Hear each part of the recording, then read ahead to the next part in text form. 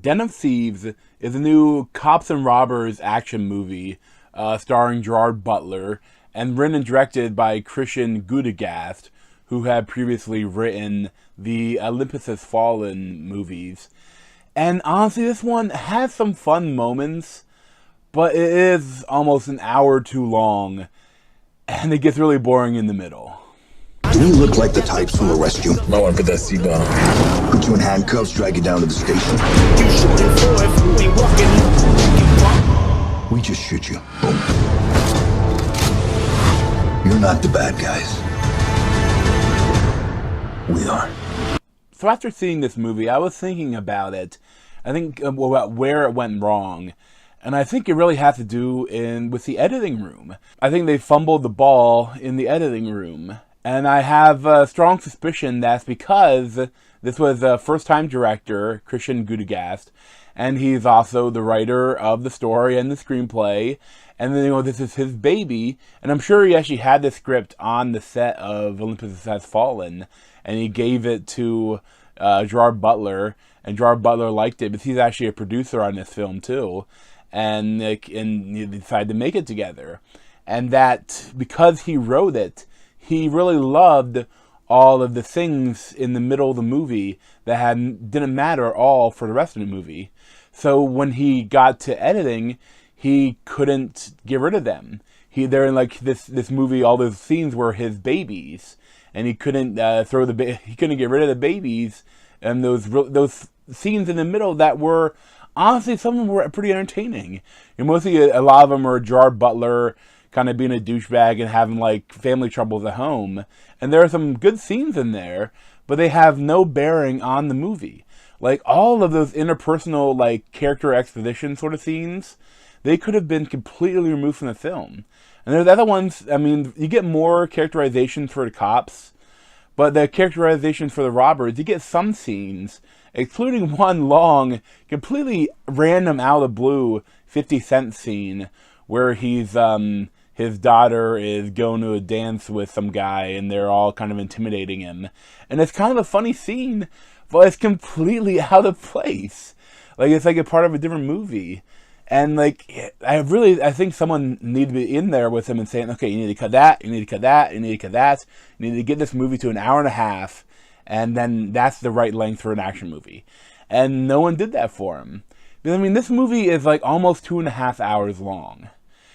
And there's a really cool action scene in the beginning, and there's a long, cool action scene at the end. But in between, there's nothing.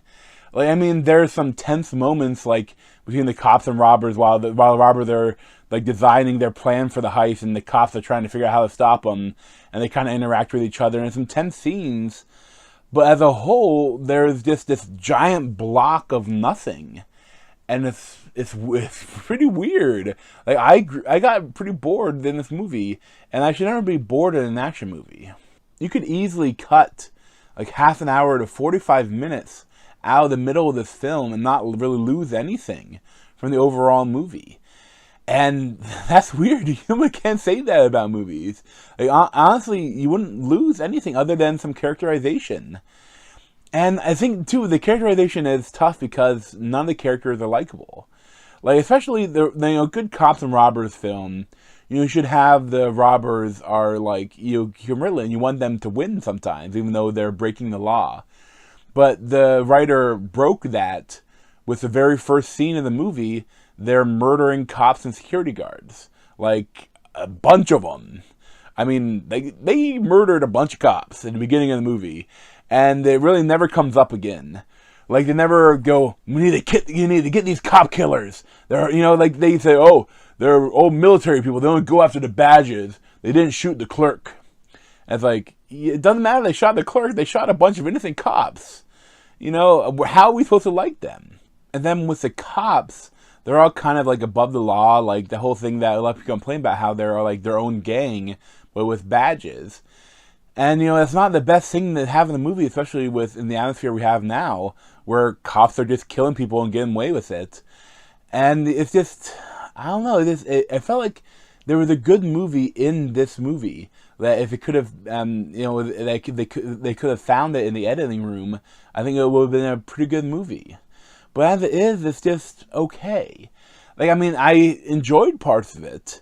And I mean, Gerard Butler, like, he gained a lot of weight, and he's, like, eating almost every scene in the movie when he's not shooting people. And, I mean, I like this character. And, you know, the robbers, they're all fine. They're just kind of goofy. And I'm surprised that 50 Cent hardly did anything. There's, like, no characterization for him, even though he had that one pointless scene. Like, the rest of the movie, he kind of just disappears. I also had a big issue with, like, towards the end, they try to get all tricky with stuff and have, like, all these different plot twists and dangling threads of plot.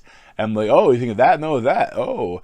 And it's like, when you get to the very end of the movie, the ending is like, that doesn't really make sense. I don't know, why do you go with that ending? That ending is stupid, and it also doesn't make sense. And also, why do you have Michael Bisping in it?